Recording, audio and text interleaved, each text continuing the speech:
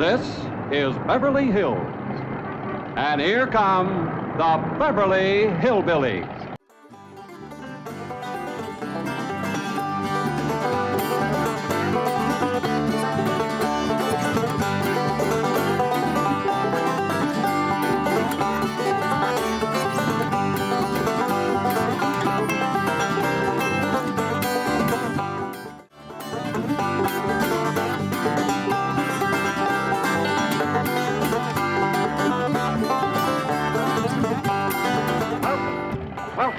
Howdy.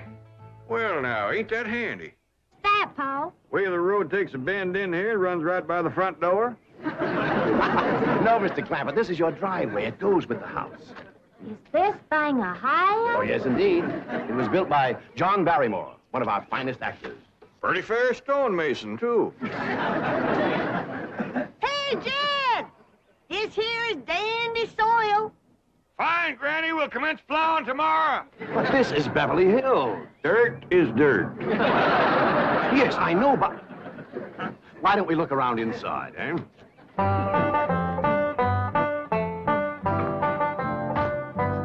Well, here we are.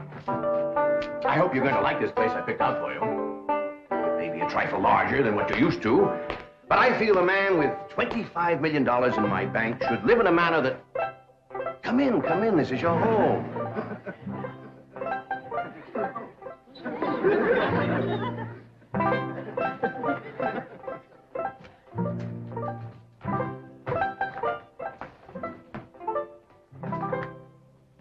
As I say, it may be a bit more than you're used to, but I'm sure you'll be comfortable.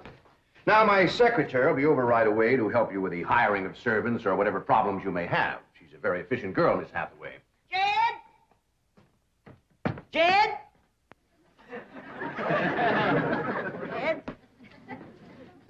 You and Jethro fetch in my stove so I can get some victuals to cooking? Oh, you have a beautiful stove. Thank you. Fetch it in, Jed. You scare up some wood, Ellie. No, I mean you have a stove already installed in the kitchen. Where's that? I'll show you. Excuse us. Ellie, you go with Granny. She'll still need you to fetch some wood. Sure, Pa. Uncle Jed, guess what? There's a whole nother house up here. Jethro, come down from there. Like as not that belongs to somebody else. George. This is your kitchen. Oh, and here's the stove. The last word in food preparation. And speaking of food, you'll find everything you could possibly want stored right in here. See?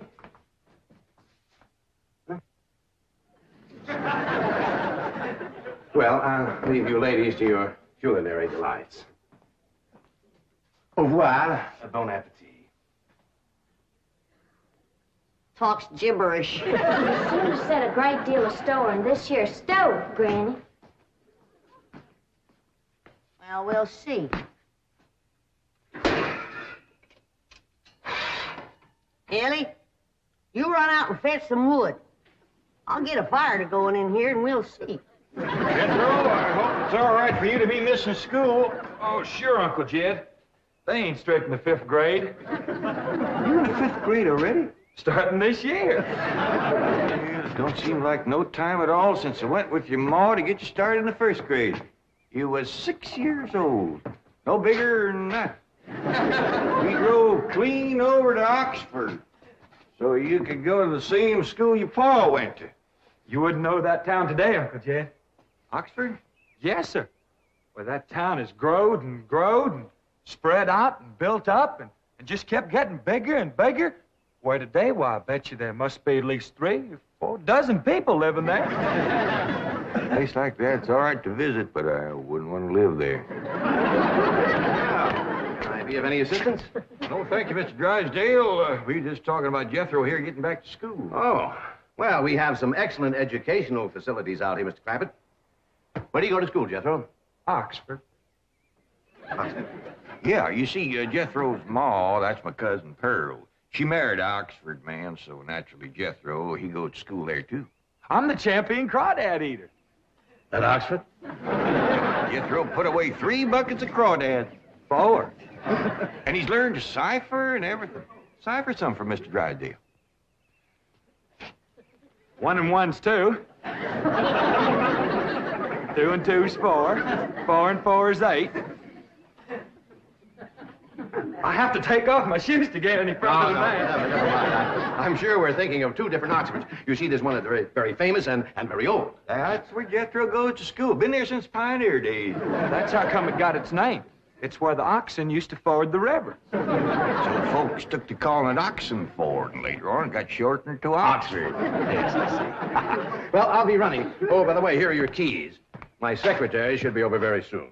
Well, thank you very much, Mr. Drysdale, for everything you've been doing for us. Oh, it's my pleasure, Mr. Clampett. You see, I'm not only your banker, I'm your next-door neighbor. Well, say, now ain't that nice? Well, now, why don't you bring your missus over tonight for supper, and I'll have Granny womp up a mess of grits and hog jowl. Well, you see, right now my wife is in Boston. Well, that's too bad. When'll she be back? Not too soon, fortunately. I'll see you later. Well, thank you, Mr. Drysdale. So long. Uncle Jed, you reckon one of these days I can have me a little bitty old taste of Granny's moonshine? Now, Jethro, you know the family rule about Granny's moonshine? You get your first taste on your wedding day and not before. Well, Uncle Jed, that might be an awful long time. I ain't even got me no sweetheart. How come? Why, back home, every time I get me a girl, one of them there big fellas would take her right away from me. Maybe out here in Beverly Hills. Paul, could I please have the axe? I gotta split some wood for Granny. Fetch it, Jethro. Ain't this place got a wood pile? Not that I can find. But I found a whole row of black old dead tree trunks, pretty near as high as this house. Are they kind of big for you to tackle? Well, shucks, no, Paul. They're only this big around, and all trimmed and topped and strung together with the black rope, so as no matter which one you cut, the others keep it from falling. Somebody had a right smart idea there. Just the same, I think I'd rather have Jethro do the cutting. Oh, Paul and me. Ah, cutting trees and chopping logs ain't no work for a girl. I'm just as strong as Jethro. You ain't neither. I am so. You ain't neither. I am so, too. You want to wrestle? Darn too. Now, here. That ain't no fair fight. Somebody's gonna get hurt. Now, yeah, you see, you're getting too rough. Jethro. A person can get crippled from a hole like that. Get up from there. I can't, Uncle Jed. You turn him loose and get up from there before I take a strap to the boot. Now, here, you get out there and chop down one of them tree trunks and saw Granny some nice logs. Yes, sir, Uncle Jed. Could have whooped you if you hadn't tripped me. Elly, come back here and sit down. I want to talk to you. Whooped him fair and square, and I'll do it again. You won't. That's what I want to talk to you about. Elly May, you're getting too big to wrestle with boys. I ain't as big as Jethro. Big that way, I mean, growed up. You're a young lady now. You gotta start minding your manners and fixing yourself up real nice and wearing dresses. Paul, folks would call me a sissy. Well, it ain't sissy for girls to act like girls. You see, Elly, I raised you like a boy, and I was wrong to do it. I reckon every man liked to have a son, and you was my only young'un. And when your ma passed away, I just decided to turn you into a boy. By the time Granny come to help out, you was too wild to tame.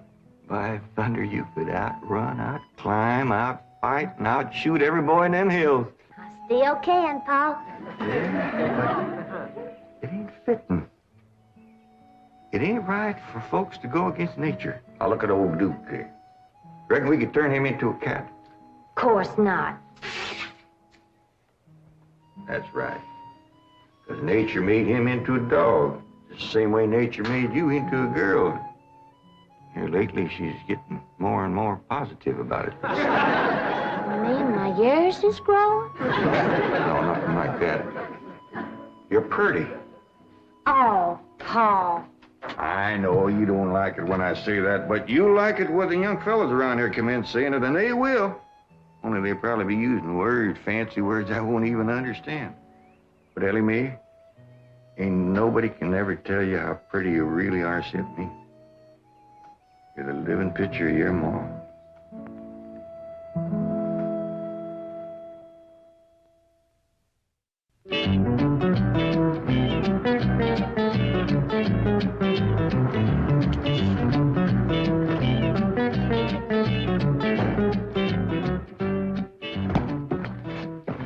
You still here? I thought you were going up to the Clampetts estate. I didn't think it prudent for us both to be absent simultaneously. In the event of crises... The only crises you have to worry about right now is keeping Mr. J.D. Clampett happy. Now get up there. Tell me, how did you like the flamingos? What flamingos? I thought pink flamingos around the swimming pool would add a rather elegant touch. Mr. Clampett is not a man educated to elegance. That will take time. Right now, there are more pressing problems. Of course, getting settled, the servant problem. Well, whatever they are, just get up there and solve them. Now, J.D. Clampett is this bank's largest depositor, and I'm making his satisfaction your responsibility.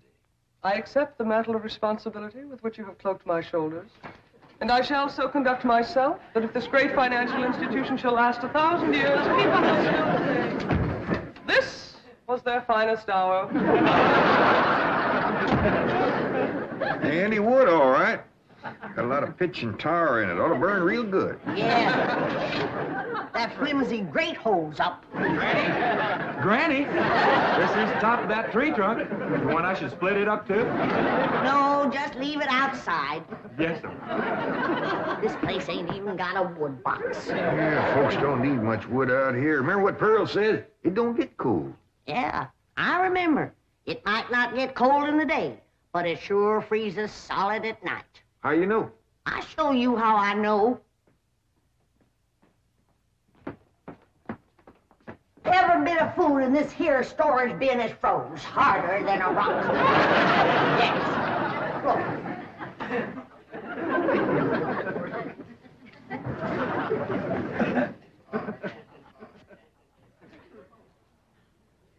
Mighty thin-skinned hog.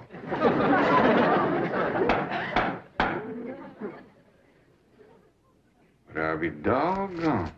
Take me 2 days to thaw out that ham before I can ever cook it.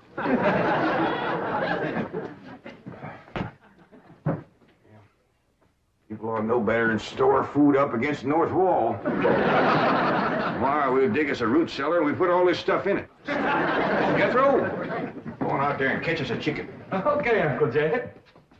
How you know we got chickens? Place this size is bound to have chickens. Ain't all froze today.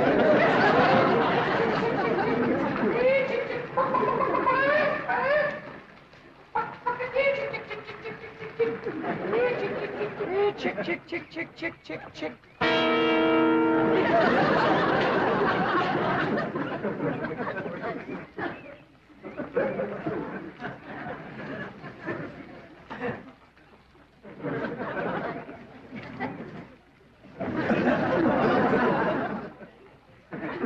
I keep a chicken. Here's that bucket. You want it? You take it, Ellie. See if you can find a creek. I gotta have some water. You want a pump on this place? It ain't even got a well. Uncle Jed, Uncle Jed. Yeah, boy. Did you find a chicken? I found something. I ain't sure if it's a chicken, a goose, a duck, or what. Where is it? I couldn't catch it. That thing can outrun a jackrabbit. There ain't no goose or duck. Must be a chicken. If it is, I was right about things growing bigger out here. That thing was this high. Chicken? Ah, Jethro. Honest, it's got legs this long. Gibby's on the drumstick. Drumstick ain't much. Whoever gets that neck is eating from now on. Commences here and runs plumb up to here.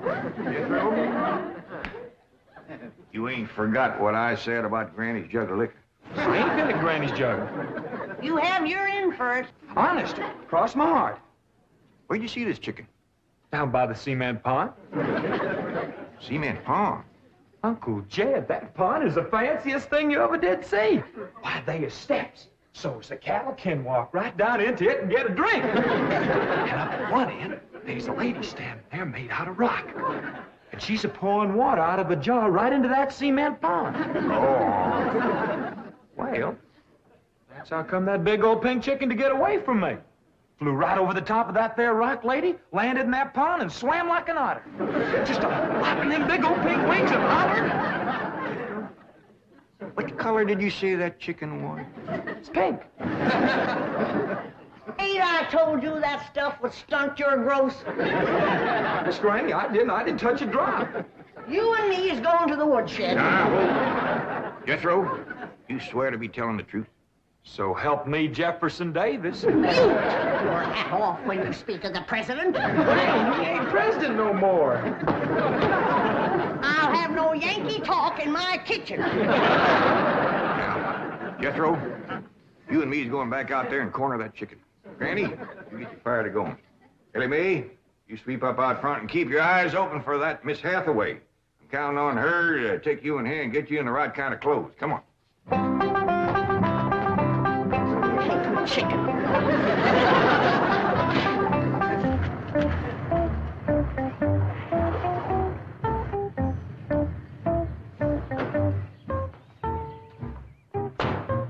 You there, young man.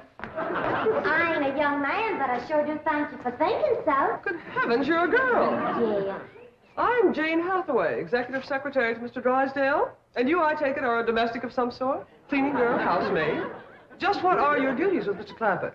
Well, he sent me out here to sweep up, but he said you'd take me in hand and get me in the right kind of clothes and everything. Indeed, I shall. We have a complete servant's wardrobe from chef to chauffeur. Come with me. What in the name of Thomas Chippendale is this? Has Mr. Clampett seen this disgraceful and unsightly mound of debris? Oh, yes, ma'am. This is all his. Oh, what charming antiques. Just like you said, Jethro, a rock lady pouring water into a cement pond. Yes, sir. And over there's where I seen that great big pink chicken. Only thing is, it don't sound like a chicken. It makes a kind of hollering noise.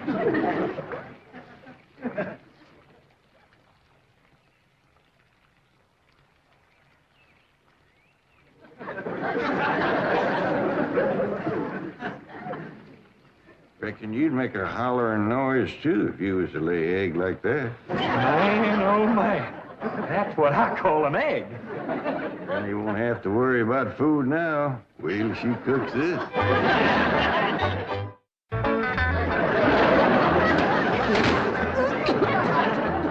That blame city stove don't draw worth nothing. Granny, look at this egg. What's all the smoke?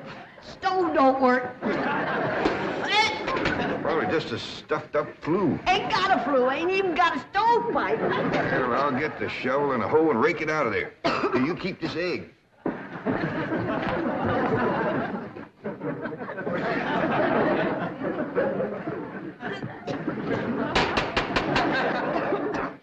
Just like everything else out here. Froze solid.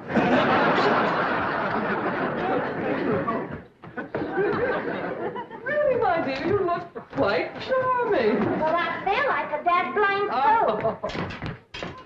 Just a moment. Yes, stop now. I'll be right back. Oh, that was my Pa. I take it he's a gardener. Oh, yes, ma'am. Pa just can't wait to commence gardening. Apparently. However, as though I admire his enthusiasm, I must forbid him access through the main entrance. Now, tell me about the rest of the staff. Is there a chauffeur? A what? Someone who does the driving. Oh, yes, ma'am. That's Jethro. Of course, I don't reckon he can stay around very long. He's got to get back to Oxford and go to school. Oxford? He attends Oxford University? Well, he just calls it school. Pa went to school there, too. Oh, yes. Old school time. Great pride, those Oxford men. Sorry I couldn't stop before. Granny was having trouble in the kitchen. Pa, do I have to wear this here stuff that Miss Hathaway... No, there can be no appeal from Mr. Clampett's orders. Thank you, ma'am. Glad to see you taking a firm hand. Elly May, that's right pretty. Makes you look taller. She's got me walking on pegs. Yeah. Well, run in and show Granny. And get rid of those old clothes, dear. Granny, I presume, is the cook. Yes, ma'am, but she ain't too happy about it right now. I shall deal with her directly. Now, let's see. Maid, gardener, cook, chauffeur. Oh, I understand Jethro is an Oxford man. You bet he is. I'm quite anxious to meet him. Don't blame you. Fine-looking young feller. Single, too. And he's on the lookout for a girl. I am only interested in the intellectual rapport which I would naturally have with an Oxford man. I presume you went to Eton as a boy. If I know Jethro, he went to Eton the minute he was born. Yes, of course. I suppose his father matriculated him. I kind of think maybe it was his ma. Oh, well, no matter. At any rate, he's an Eton man. That he is. Matter of fact, Jethro won the Eton championship. How marvelous. What was he champion of? Eton. Yes, I know. But what was it? Cricket? Oh, no, it was crawdad.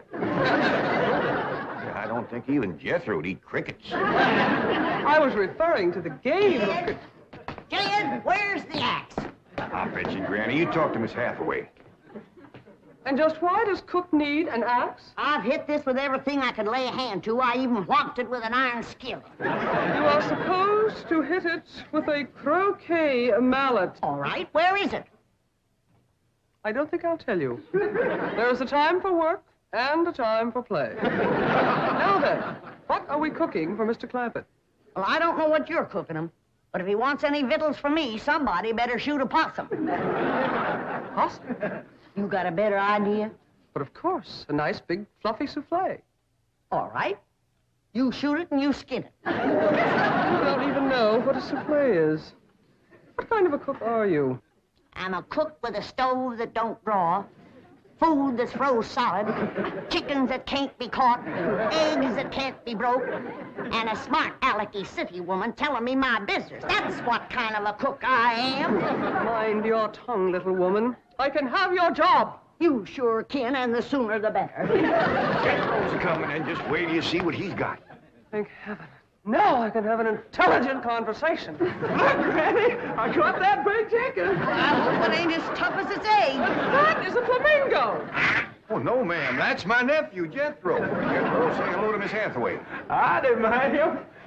This is the big dangest chicken you ever did see. You go to school at Oxford? Yes, ma'am. I'm in the 5th grade. Stop bragging and wring that chicken's neck. Elly May! No, stop, you barbarian.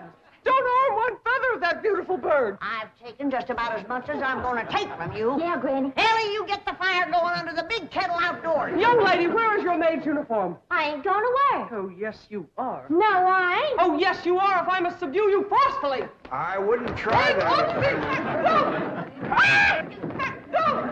Tried to tell you. I'll set on her, Elly. You get the fire to go. Now, here, Granny. Come on, let her up. Get off of her. You are discharged. All of you. Sacked. Fired. You are the most incompetent, insubordinate, belligerent group of domestics it has ever been my misfortune. Hathaway! Ah, Chief. You're just in time to help me take disciplinary action. You're fired. I've already told them. Not them, you. These people are the Clampetts. Clampett? Yes, that's right. Now go back to the office and pick up your severance pay. You're through. Now, Mr. Drysdale, hold on a spell. I reckon there's been a kind of a misunderstanding. But this little lady's been a right big help to us. Why, she fit in just like one of the family. Matter of fact, her and me is going out hunting. Ain't that right, Miss Hathaway? Yes, and... Yeah. Jethro, you can take that pink chicken back out to the cement pond. We're going out and shoot us a nice, big, fluffy souffle.